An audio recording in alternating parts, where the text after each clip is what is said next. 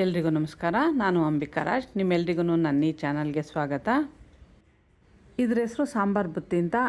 ತುಂಬ ಚೆನ್ನಾಗಿರುತ್ತೆ, ಹಳ್ಳಿ ಅಡುಗೆ ಇದು. ಇದನ್ನೆಲ್ಲರೂ ಹೊರಗಡೆ ಟ್ರಿಪ್ ಹೋಗ್ಬೇಕಾದ್ರೆ ತೊಗೊಂಡೋಗ್ಲಿಕ್ಕೆ ಚೆನ್ನಾಗಿರುತ್ತೆ. ನಮ್ಮ ಹಳ್ಳಿಗಳಲ್ಲಿ ಪ್ರೆಗ್ನೆಂಟ್ನ ನೋಡ್ಲಿಕ್ಕೆ ಹೋಗ್ಬೇಕಾದ್ರೆ ಈ ಬುತ್ತಿನ ತೊಗೊಂಡೋಗ್ತಾರೆ. ಈ ರೆಸಿಪಿನ ನಾನು ಹಂತವಾಗಿ ನಿಧಾನವಾಗಿ ಎಲ್ಲ ವಿವರಿಸಿ ಹೇಳಿದ್ದೀನಿ. ಇದೇ ಥರ ಮಾಡ್ಕೊಂಡ್ರೆ ಒಳ್ಳೆ ಟೇಸ್ಟ್ ಬರುತ್ತೆ. ವಿಡಿಯೋನ ಸ್ಕಿಪ್ ಮಾಡ್ದಂಗೆ ಪೂರ್ತಿ ನೋಡಿ. ಇದನ್ನು ನೀವು ಸುಲಭವಾಗಿ ಮನೆಯಲ್ಲಿ ಮಾಡ್ಕೋಬೋದು. ಇದನ್ನು ನಮ್ಮ ಅತ್ತೆಯಿಂದ ಕಲ್ತ್ಕೊಂಡಿದ್ದು. ತುಂಬ ಚೆನ್ನಾಗಿ ಮಾಡ್ತಾಯಿದ್ರು ಅವರು. ಒಂದು ಕಿತ್ತಳೆ ಹಣ್ಣಿನ ಗಾತ್ರದ ಹುಣಸೆ ಹಣ್ಣನ್ನು ತೊಗೊಂಡು ತೊಳೆದು ನೆನೆಸಿಟ್ಟಿದ್ದೀನಿ. ಸುಮಾರು ಒಂದು ಅರ್ಧ ಮುಕ್ಕಾಲು ಗಂಟೆ ನೆನೆದ ಮೇಲೆ ಚೆನ್ನಾಗಿ ಮೆತ್ತಗಾಗುತ್ತೆ. ಆಗ ಇದನ್ನು ಚೆನ್ನಾಗಿ ಕಿವುಚಿ ಗಟ್ಟಿಯಾಗಿರೋ ರಸ ತೆಗಿಬೇಕು. ಹುಣಸೆ ರಸ ತೆಳುವಾದರೆ ತುಂಬ ಹೊತ್ತು ಕುದಿಸ್ಬೇಕಾಗತ್ತೆ. ಹಾಗಾಗಿ ಗಟ್ಟಿ ಇರೋ ಮೊದಲನೇ ರಸ ಮಾತ್ರ ನಾನಿಲ್ಲಿ ಉಪಯೋಗಿಸ್ತಿದ್ದೀನಿ.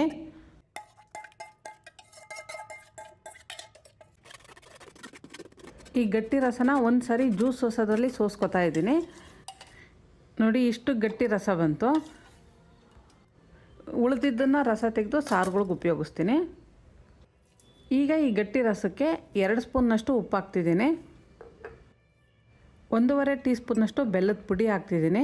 ಇದು ಪುಳಿಯೋಗರೆ ಅಷ್ಟು ತುಂಬ ಸಿಹಿ ಇರಲ್ಲ, ಹಾಗಾಗಿ ಹುಳಿಗೆ ತುಂಬ ಬೆಲ್ಲ ಬೇಡ. 1.5 ಸ್ಪೂನ್ನಷ್ಟು ಹಾಕಿದರೆ ಸಾಕು. ನಾನಿಲ್ಲಿ ಸುಮಾರು ಒಂದು ಪಾವು ಅಕ್ಕಿಗೆ, ಅಂದರೆ ಒಂದು 1/4 kg ಅಕ್ಕಿಗೆ ಆಗೋವಷ್ಟು ಗೊಜ್ಜು ಮಾಡ್ತಾಯಿದ್ದೀನಿ. ಇದನ್ನೀಗ ಕಾಯ್ಲಿಕ್ಕೆ ಇಟ್ಟಿದ್ದೀನಿ. ಇದು ಸ್ವಲ್ಪ ಕುದ್ದು ಗಟ್ಟಿ ಆಗಬೇಕು. ಈ ಹುಣಸೆ ರಸ ಚೆನ್ನಾಗಿ ಕುದೀತಾ ಇದೆ ನೋಡಿ. ಇಷ್ಟು ಗಟ್ಟಿ ಆದರೆ ಸಾಕು. ಇದು ತಣ್ಣಗಾದ್ಮೇಲೆ ಇನ್ನೂ ಸ್ವಲ್ಪ ಗಟ್ಟಿ ಆಗುತ್ತೆ. ಈಗ ಸ್ಟವ್ ಆಫ್ ಮಾಡಿ ಇದು ತಣ್ಣಗಾಗ್ಲಿಕ್ಕೆ ಬಿಡ್ತೀನಿ. ಈಗ ಒಂದು ಸಣ್ಣ ಬಾಣಲೆ ಇಟ್ಟು 4 ಟೀ ಸ್ಪೂನ್ನಷ್ಟು ಜೀರಿಗೆ ಹಾಕಿ ಸಣ್ಣೂರಿನಲ್ಲಿ ಘಮ ಘಮ ಅನ್ನಂಗೆ ಹುರಿಬೇಕು. ಇದು ಹುರಿದಾದ್ಮೇಲೆ ತಣ್ಣಗಾದ್ಮೇಲೆ ಪುಡಿ ಮಾಡಿ ಇಟ್ಕೋಬೇಕು. ಇಷ್ಟು ಜೀರಿಗೆ ಪುಡಿನೇನು ಈ ಅಡುಗೆನಲ್ಲಿ ಉಪಯೋಗಿಸಲ್ಲ. ನೋಡಿ, ಹುರಿದಾಯಿತು. ಈಗ ಇದು ತಣ್ಣಗಾಗಲಿ. ಈಗ ಅದೇ ಬಾಣಲಿನ ಕಾಯ್ಲಿಕ್ಕಿಟ್ಟು ಒಂದು 250 ml ಎಣ್ಣೆ ಹಾಕ್ತಿದ್ದೀನಿ. ಎಣ್ಣೆ ಕಾದ್ಮೇಲೆ ಒಂದು 100ರಿಂದ 150 ಗ್ರಾಮ್ನಷ್ಟು ಶೇಂಗಾ ಹಾಕಿ ಸಣ್ಣೂರಿನಲ್ಲಿ ಹುರಿತಾ ಇದ್ದೀನಿ. ಶೇಂಗಾನ ಸಣ್ಣೂರಿನಲ್ಲಿ ಹುರಿದ್ರೆ ಒಳ್ಳೆ ಕ್ರಿಸ್ಪಿಯಾಗಿ ಚೆನ್ನಾಗಾಗುತ್ತೆ. ಇಲ್ಲಾಂದರೆ ಮೇಲ್ಗಡೆ ಎಲ್ಲ ಬೇಗ ಕಪ್ಪಾಗಿ ಒಳಗಡೆ ಬೆಂದಿರಲ್ಲ. ಕಡಲೆ ಬೀಜ ಚೆನ್ನಾಗಿ ಬೆಂದಿದೆ. ಈಗ ಇದನ್ನು ಒಂದು ಪ್ಲೇಟ್ಗೆ ತೆಗೆದಿಡ್ತಾ ಇದ್ದೀನಿ. ಈ ಕಡಲೆ ಬೀಜ ಎಲ್ಲ ಸ್ವಲ್ಪ ತಣ್ಣಗಾಗಲಿ. ಪಕ್ಕಕ್ಕೆ ಇಟ್ಬಿಟ್ಟು ಈಗ ಒಗ್ಗರಣೆ ಒಂದು ರೆಡಿ ಮಾಡ್ಕೋಬೇಕು. ಕಡಲೆ ಬೀಜ ತೆಕ್ಕೊಂಡ್ಮೇಲೆ ಕಾದಿದೆಯಲ್ಲ ಈ ಎಣ್ಣೆ, ಇದಕ್ಕೆ 1 ಟೀ ಸ್ಪೂನ್ನಷ್ಟು ಸಾಸಿವೆ ಹಾಕ್ತಿದ್ದೀನಿ. ಸಾಸಿವೆ ಸ್ವಲ್ಪ ಚಟಪಟ ಅಂತ ಸಿಡಿದ ಮೇಲೆ 1 ಟೀ ಸ್ಪೂನ್ನಷ್ಟು ಜೀರಿಗೆ ಹಾಕ್ತಿದ್ದೀನಿ. 1 ಟೀ ಸ್ಪೂನ್ನಷ್ಟು ಕಡಲೆಬೇಳೆ. ಸ್ವಲ್ಪ ಇದು ಅಂದರೆ ಒಂದು 30 ಸೆಕೆಂಡ್ ಫ್ರೈ ಆದಮೇಲೆ 1 ಟೀ ಸ್ಪೂನ್ನಷ್ಟು ಉದ್ದಿನಬೇಳೆ ಹಾಕಬೇಕು. ಉದ್ದಿನಬೇಳೆ ಮತ್ತು ಕಡಲೆಬೇಳೆ ಎರಡೂ ಸ್ವಲ್ಪ ಹೊಂಬಣ್ಣ ಬಂದ ಮೇಲೆ ಉಳಿದಿದ್ದ ಸಾಮಗ್ರಿಗಳನ್ನ ಹಾಕಬೇಕು. ಈಗ 1 ಟೀ ಸ್ಪೂನ್ನಷ್ಟು ಉದ್ದಿನಬೇಳೆ ಹಾಕ್ತಿದ್ದೀನಿ. ಒಂದು 10-15 ಸೆಕೆಂಡಿಗೆಲ್ಲ ಈ ಉದ್ದಿನಬೇಳೆ ಕಡಲೆಬೇಳೆ ಹೊಂಬಣ್ಣಕ್ಕೆ ಬಂದಿದೆ. ಈಗ ಇದಕ್ಕೆ ಉಳಿದಿದ್ದ ಪದಾರ್ಥಗಳನ್ನ ಹಾಕ್ತಾ ಬರ್ತೀನಿ. ನಾನಿಲ್ಲಿ ಉಪಯೋಗಿಸ್ತಿರೋದು ನಾಟಿ ಬೆಳ್ಳುಳ್ಳಿ. ನೀವು ಹೈಬ್ರಿಡ್ ಬೆಳ್ಳುಳ್ಳಿ ಉಪಯೋಗಿಸಿದ್ರೆ ಸಿಪ್ಪೆ ತೆಗೆದು ಹಾಕಿ. ನಾಟಿ ಬೆಳ್ಳುಳ್ಳಿನ ಸುಮಾರು ಒಂದು 30 ತೊಗೊಂಡಿದ್ದೀನಿ. ಅದನ್ನು ಸ್ವಲ್ಪ ಜಜ್ಜಿ ಈ ಒಗ್ಗರಣೆಗೆ ಹಾಕ್ತಿದ್ದೀನಿ. ಇದ್ರ ಜೊತೆ ಒಂದು 25ರಿಂದ 30 ಫ್ರೆಶ್ ಆಗಿರೋ ಕರಿಬೇವಿನ ಸೊಪ್ಪು ಹಾಕ್ತಿದ್ದೀನಿ. ಬೆಳ್ಳುಳ್ಳಿ ಮತ್ತು ಕರಿಬೇವಿನ ಸೊಪ್ಪು ಈ ಎಣ್ಣೆಯಲ್ಲಿ ಗರಿಯಾಗಿ ಕರಿಬೇಕು. ತುಂಬ ಸೀದೋಗಂಗೆ ಕರಿಬಾರ್ದು, ಹದವಾಗಿರಬೇಕು ಇದು ಕರಿಯೋದು. ಎಣ್ಣೆ ಚೆನ್ನಾಗಿ ಕಾದಿರೋದ್ರಿಂದ ಬೆಳ್ಳುಳ್ಳಿ ಕರಿಬೇವಿನ ಸೊಪ್ಪು ಹಾಕಿದ ಮೇಲೆ 30-35 ಸೆಕೆಂಡಲ್ಲೆಲ್ಲ ಇದು ಚೆನ್ನಾಗಿ ಫ್ರೈ ಆಗುತ್ತೆ. ಈಗ ಸ್ಟವ್ ಆಫ್ ಮಾಡಿ ಇದನ್ನು ಈಗ ಎಣ್ಣೆನಲ್ಲಿ ಬಿಟ್ಟು ಎಣ್ಣೆ ತಣ್ಣಗಾಗಲಿಕ್ಕೆ ಬಿಡ್ತಾಯಿದ್ದೀನಿ. ಈಗ ಜೀರಿಗೆ ತಣ್ಣಗಾಗಿದೆಯಲ್ಲ, ಅದನ್ನು ಮಿಕ್ಸಿಗೆ ಹಾಕಿ ಪೌಡ್ರು ಮಾಡ್ತಾಯಿದ್ದೀನಿ. ಜೀರಿಗೆ ತುಂಬ ನುಣ್ಣಕ್ಕೇನು ಪುಡಿ ಮಾಡೋದು ಬೇಡ, ರವೆ ಅದಕ್ಕೆ ಇದ್ದರೆ ಸಾಕು. ಈಗ ಇದಕ್ಕೇ ಒಂದು 3 ಟೀ ಸ್ಪೂನ್ನಷ್ಟು ಸಾಸಿವೆ ಹಾಕಿ, ಸಾಸಿವೆ ಹುರಿದಿಲ್ಲ, ಹಸಿ ಸಾಸಿವೆನೇ ಮಿಕ್ಸಿನಲ್ಲಿ ಪುಡಿ ಮಾಡಿ ಅದನ್ನು ಒಂದು ಬೌಲಿಗೆ ಹಾಕ್ತಾಯಿದ್ದೀನಿ. ಇದು ಕುದಿಸಿಟ್ಟಿರೋ ಹುಣಸೆ ಹುಳಿ, ಇದು ಸಾಸಿವೆ ಪೌಡ್ರು, ಇದು ಜೀರಿಗೆ ಪೌಡ್ರು, ಹುರಿದು ಪುಡಿ ಮಾಡಿರೋ ಜೀರಿಗೆ, ಇದು ಪುಡಿ ಉಪ್ಪು, ಇದು ಬೆಳ್ಳುಳ್ಳಿ ಕರಿಬೇವಿನ ಒಗ್ಗರಣೆ, ಇದು ಸಾಂಬಾರು ಪುಡಿ. ನಮ್ಮ ಮನೆಗಳಲ್ಲಿ ಯಾವ ಸಾಂಬಾರು ಪುಡಿ ಮಾಡಿಕೊಂಡಿರ್ತೀವೋ ಅದನ್ನೇ ಉಪಯೋಗಿಸ್ಬೋದು. ಇದು ಖಾರದ ಪುಡಿ, ಇದು ಕುರ್ಷಾಣಿ ಪುಡಿ ಅಂದರೆ ಉಚ್ಚಳ ಪುಡಿ ಅಂತ. ಅದನ್ನು ಈಗಾಗಲೇ ನಾನು ವಿಡಿಯೋ ಮಾಡಿ ಹಾಕಿದ್ದೀನಿ, ನನ್ನ ವಿಡಿಯೋದಲ್ಲಿ ಸಿಕ್ಕುತ್ತೆ. ಇದು ಹುರಿದಿರೋ ಶೇಂಗಾ, ಮತ್ತು ಇದು ಉದುದ್ರಾಗಿ ಮಾಡ್ಕೊಂಡಿರೋ ಅನ್ನ.